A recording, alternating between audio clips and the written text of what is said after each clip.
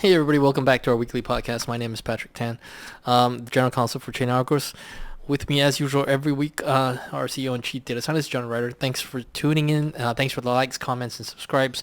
I realize there's a whole bunch of comments that we haven't had the opportunity to respond to, but we'll get to those. Sometimes, YouTube just doesn't alert us about the comments that you guys make, so we're sorry about that. But we will get to them in due course. Well, someone watches the Twitter account. Clearly, nobody watches the YouTube account. So there you go. Consider that a PSA. Anyway, we put out a couple of tweets over the past week, but the one I want to talk about, and it's relevant to today's couple of topics, is the one on the Metamask Swaps wallet, because that was a response to the SEC complaint against Metamask. If you've not read it yet, I strongly recommend you go to the Medium page and have a look at that article. It's extremely accessible. We've tried to make it a little bit fun and a little bit interesting. So even though the subjects can be quite technical at times, I think you might find this one entertaining. But okay, before I jump straight into spoilers, this week we're going to talk about SEC versus Paxos, or rather SEC no longer versus Paxos. So and then the Wasabi Wallet, what's going on over there, and the MetaMask swaps and MetaMask wallet in general. And John's going to take us through some of the data that we've uncovered. And if the SEC wins this complaint, which I think it will, it's not looking good. So, but we'll get to that in due course. So let's just talk about the SEC no longer versus Paxos. So we saw that, and I think what has happened basically is that, at least that's what the Fortune piece says, the SEC has quietly withdrawn its investigation into Paxos. I mean, to be fair, they never loudly withdraw. That's not the way legal proceedings work. That's right. Yeah. Because they notified them, but they never actually charged them with anything. Well, they just let them know. I think that they were under, might take action. They were under investigation, and they didn't take action, which is fine. I mean, that's but that's always quiet. There's no. Yeah, well, there is no need to shout from the hilltops that we're no longer investigating. You're no longer suspected of being guilty. Because they've got better things to do. So, but Wells notices are also private. Yeah. Right. So the whole thing is I mean, it's your choice if you want to publicize it. Anyway, so to begin with, I was never sure that this was a securities violation to begin with. I mean, I always had my doubts as to whether or not. We're speaking specifically to the Paxos BUSD product. It's not just BUSD, so it's Paxos in general. Paxos is a stablecoin issuer, and there's a question of whether Paxos's stablecoins are securities or have security-like problems. Paxos had an entanglement with Binance that led to Binance getting in trouble and the Binance stablecoin getting discontinued. The issue there was Binance's conduct and Paxos's failure to sufficiently supervise their business partner, Binance. Yeah. Sorry. So a lot of people get confused. This has nothing to do with the BUSD issues, which solely concerned Binance's outlaw use of BUSD on other blockchains, Binance Peg BUSD, and misrepresentations to that effect, and Paxos's failure to supervise, surveil their business partner, their client, whatever. Anyway.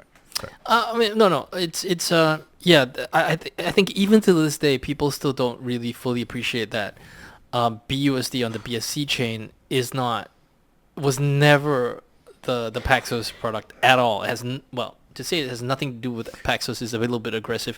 It kind of has something to do with Paxos, but tangentially at best. So long story short, just to give you guys a bit of background. Well, it's a fake Manchester United jersey. I know, right? Yeah, because the problem with that, of course, is that once you see that Manchester United jersey, you're just going to assume that that's Manchester United jersey.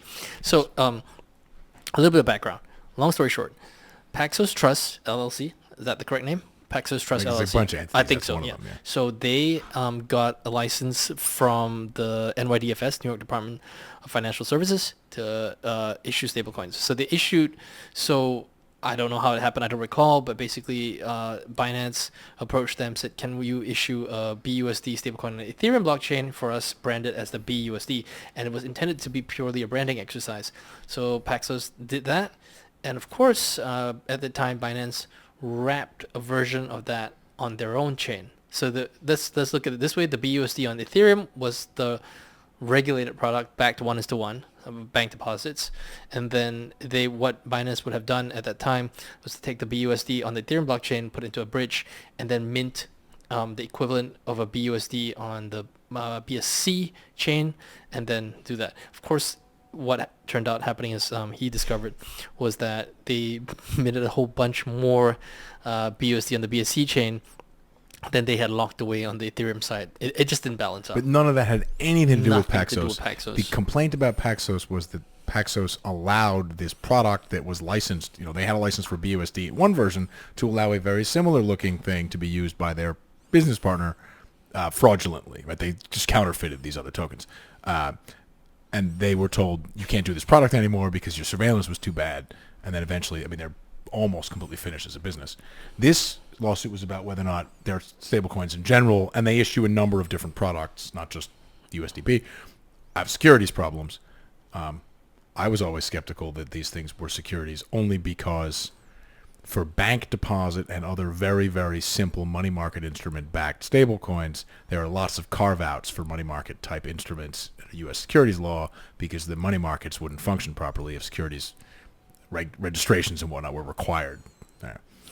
In any event, I think what crypto Twitter, as it tends to do, has declared mission accomplished and victory, and we beat Gensler, and we've got the SEC against the ropes and stuff like that. I think that's reading a little bit too aggressively into this. They should never have pursued Paxos for the non-fraudulently misrepresented Binance brand. Didn't really have anything product. to do with them. Yeah. Well, that they should have gone after, whatever. But it's not an SEC problem. That's just a fraud whatever problem.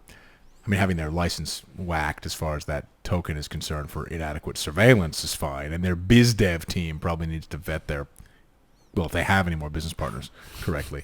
But I don't know that these payment products should be regulated as stablecoins in general. This is not referring to yield generating instruments or any more complicated stuff, just simple payment stablecoins backed by money market instruments, because money market instruments are generally exempt from a lot of securities registration requirements because that market's odd and lots of stuff would get captured accidentally otherwise. So that's all we have to say for that. I would be slow to declare victory against the SEC on this one simply because I don't think... It was a mistake to file in the first place. There you go. Yeah. So let's talk about the Wasabi Wallet. Wasabi Wallet, for those of you who don't know, is interesting enough. It employed some kind of coinjoins, so maybe you could tell us what coinjoins are. Okay, so Wasabi Wallet was for a long time anonymization, mixing service type thing on Bitcoin, and it was operated as a centralized, fully custodial system. A couple of people ran it. Those people were arrested. I believe those people are currently incarcerated, pending trial, or whatever. And as soon as they got arrested, the service basically stopped. So that's proof that it was run on specific servers by specific people. Lots of people were under the impression that Wasabi Wallet was a decentralized, non-custodial service, which of course it was not. And they never really claimed it was. It's one of these where there's a protocol that's open source. Okay, but there's a set of servers running somewhere that you won't control, and when your account gets shut down, the service stops. So they did a little patching to get around these people's arrest and the shutdown of the service. And then there was an announcement that the service provider decided, we have this open so I can read the exact quotes from their blog. Here we go. Running a coordinator, a CoinJoin server, we'll come to that what it means in a second, especially for profit, involves many regulatory complexities, and after careful consideration, they decided it wasn't a path they wanted to continue pursuing. So CoinJoins, the way Bitcoin transactions work is there's a whole bunch of inputs and a whole bunch of outputs.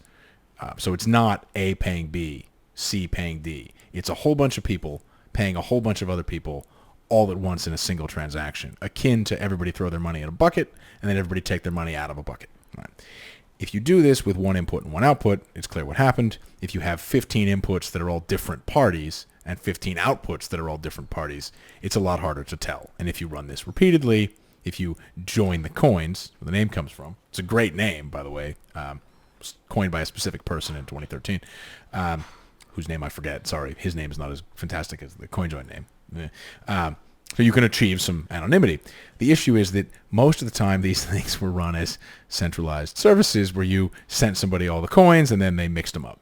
So the CoinJoin protocol, as set up, as designed, can allow circumstances in which you coordinate these things without the private keys being shared among all of the joiners, but that often was not the way these systems ran, particularly for the way these wallets work. There were sort of not hard-coded, but defaulted to a particular server that collects a particular fee, type addresses, and then they just ran all of the servers. So if you distribute a bunch of software that feeds all of the payments into your servers, mixes them up that way, and then sends them on, you're at least going to have difficulty with the government. We don't have to go into the details of how you could and could not do this reliably or anonymously. Suffice it to say that after careful consideration, they decided it wasn't a path they wanted to continue pursuing, which is okay. It's kind of funny to do this after the people get arrested, but fair enough. Yeah, so they're switching to a system where people have to discover each other's CoinJoin servers. So instead of having a single provider of this service, they'll call it decentralized, whatever. There's a way of publishing your CoinJoin server, and people can find it and decide to use it and the rest of it. And again, I'm going to quote their own blog post. So it used to be the case that there was a essentially monopoly provider of a core component of the service, and it was considered reliable because the service had been around for a long time. But in a hint that maybe these things are not as secure, decentralized, and and that people might have more control over your funds than they let on. Not permissionless, but more control over your funds than they let on. So one of the questions, this is a blog post they issued discussing the future of the protocol, is it risky to connect to a coordinator with no reputation? So a new coordinator. You follow whatever their procedure is to find somebody to run your CoinJoins. Is it risky? And the answer is that the client is designed to minimize trust. However, when there was only one coordinator, they got complacent. And, quote, some attacks are possible to extract funds. So clearly, this is not really a secure system where you retain custody of your funds at all times if someone can steal it. That's pretty clear, right? Yes. Because they didn't physically mug you. It happened over an internet connection. So there must be a way in the protocol that you can extract the money. So yeah, they're still running it. And there you go. It's going to be interesting to see how that works. This is a system where people are looking for anonymity, and some of the providers of anonymity, who are themselves anonymous, have the ability to steal the user's funds. I think we can all guess what's going to happen. I think it's strange. I mean, you want the anonymity, fine. So you're going to hand off your assets to somebody you don't know, who could, once they decided that there's enough money in the thing to just pull a runner. When the README file says they can steal your money. I think that's reasonable. I mean, probably a nice guy running the CoinJoin server. The last guys got arrested. Maybe they were nice guys. It's interesting. So this is an acknowledgement that after more than 10 years of work on this product, quote, some attacks are possible to extract funds, a.k.a. they haven't solved the effing problem. I mean, acknowledging the problem is always important in the first step. It is the first step, yes. So let's take a look at MetaMask. So for those of you who haven't had a look, we put it on Twitter, and there's a Medium post about it which goes into a little bit more detail, because we were interested to see if the SEC suit against Consensus, which is the owner of MetaMask, was of merit, and we were interested to see that. Honestly, the SEC complaint is pretty well structured. Well, it's pretty detailed, but it's not. They don't go into the level of detail that we do. Yeah. And again, these are charges, so this is not a trial. Yeah, it's not. Right. So which is why they don't want to. It's just a trailer for the movie that you have to actually watch in the theater to get the full details. Is the impression I got from the complaint. But it appears to me, at least, that they appear to know what they're doing. Yeah. And so it's okay. So from our perspective, there were a lot of people saying. Well, originally MetaMask Consensus had complained that it's open source software. We've talked about this a couple times, back and forth on that one, and it didn't seem likely that the government was totally confused, just going after some random browser extension. And eventually, when the charges were filed, clearly a lot of the community's response was that this is crazy. So we decided it was worth going through in great detail exactly how the service works, not the way the documentation says the service works, and pairing that up against the government's narrative. They pair up one for one. Yeah. We've gone into more detail than the government did. Again, it's not a trial. It's also our stuff is not there. Maybe there are mistakes in there, right? We're not asserting this is a court standard document to see what people thought and to see if there were any meaningful responses. I think up until now, the only meaningful response we got was from somebody who didn't believe that these laws should be construed in this way, which is, you can believe whatever you want, but that wasn't the question. I think that's more of an ideological or religious kind of spiritual type of objection. I mean, yeah, which is fine. We can entertain those. But we did think so. The SEC's I'll do it in a second. I'll share the screen. So let's switch at the screen. So the SEC's the Wells notice and these actions concern securities broking. So the specific allegation is that they've been operating as an unlicensed broker-dealer, securities trading intermediary, because some of the tokens that go through there are securities. And, okay, they assert some of these are securities. There's lots of tokens that go through there. Some of them might be securities. In fact, I'm pretty sure that some of the tokens that went through there have Form Ds filed, so they're, probably securities per the issuer of the tokens. But beyond that, because people can disagree over whether tokens can be securities, which I think is a stupid conversation, stupid framing, because, of course, database records can be anything, so whatever. I think what's more important is that a lot of the fiat-backed stablecoins that were used on this service have exactly the same custodial intermediary problems, and that would make MetaMask a money transmitter. As we're going to see right now, a money transmitter in, I believe the technical word is epic size. So let's take a look at that one. Okay, so here we go, taking a look at, so these are flows through MetaMask adapter wallet, whatever. This address is one of the major addresses that is used for coordinating stuff. Our posts have links to this and show where all the flows go. So these are by month stablecoin amounts. These are just the dollar-backed stablecoins on Ethereum going through MetaMask. And just scrolling through here, you can see these are large amounts of money. Of course, as expected, USDT and USDC are the biggest. So they did just under $19 billion of USDC and $16.7 billion of Tether, for a total of about $43 billion. 30 million is probably a couple billion of some other, I don't know, is there a lot of DAI or something in here? MIM, how much MIM did they do? Oh, the Huobi dollar they did $1 million worth of. Why does it keep moving like that? 50 million in MIM, whatever. There's a couple billion, I'm sure, of something else. FDUSD. Doesn't really matter. 3 billion of DAI. Okay, so that's going to be a large other piece of whatever that is.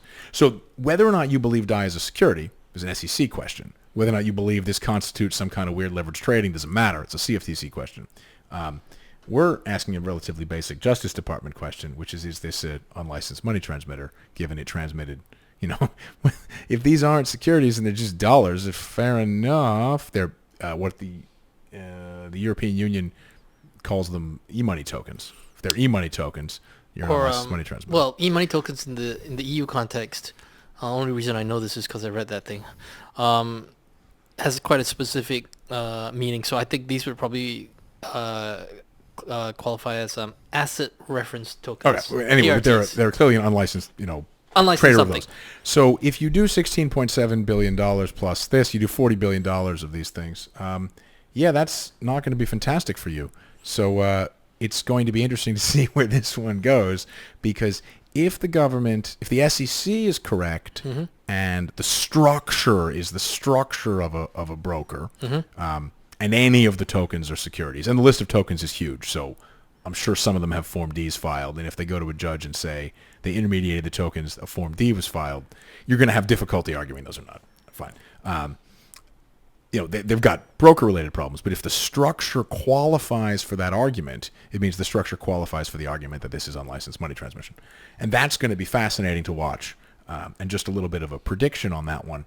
And this is not legal advice, this is just sort of, amusement from the peanut gallery. It is always been unclear to us whether or not the lawyers in these cases have been given an honest description or an accurate description of how the systems work. And we'll come back to that one in a second. Because sometimes the arguments don't match up against empirically how the system operates. In this particular case, for example, the constant assertions that MetaMask is nothing but an open source browser extension when, as has now been very clearly documented by us, that is not the case. And that code's been out there forever, right? It's not... it's not new. This is not a new development.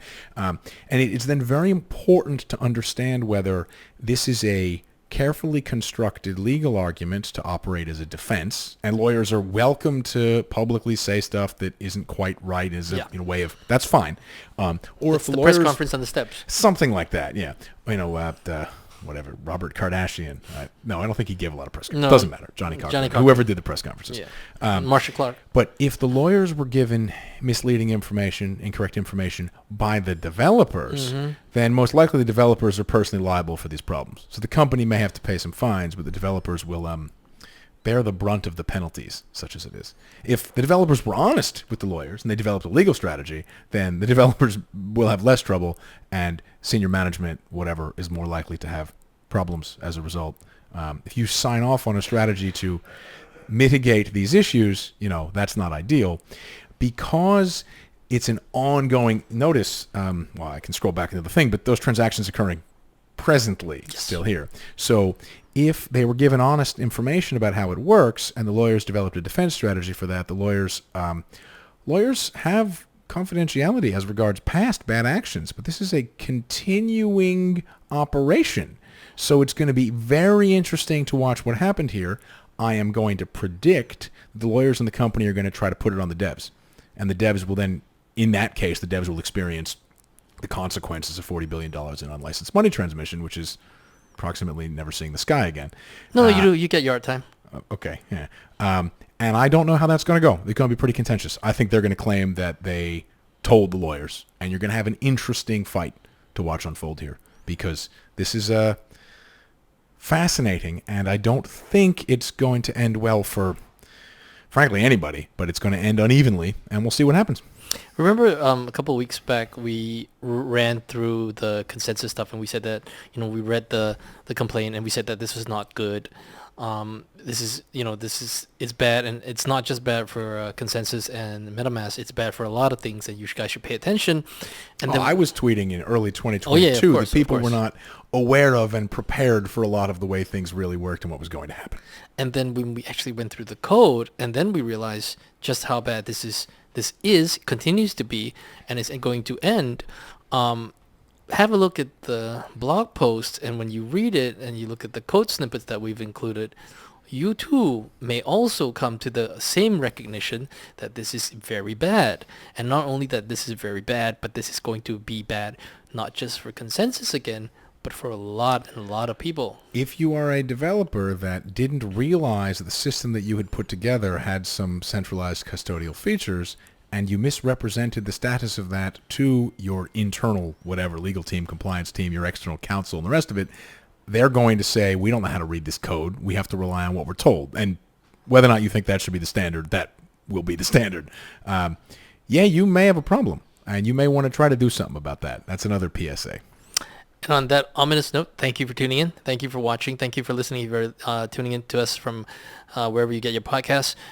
We look forward to speaking to you again next week. This week we're going to be releasing, I think it's part 3 of 5 of John's special podcast in Bucharest with the director of the ICI Bucharest, Dr. Vivera, and I hope you look out for that. It's interesting points in episode 3. So look out for that as well. Otherwise, have a great weekend. We will see you again next week. Thank you.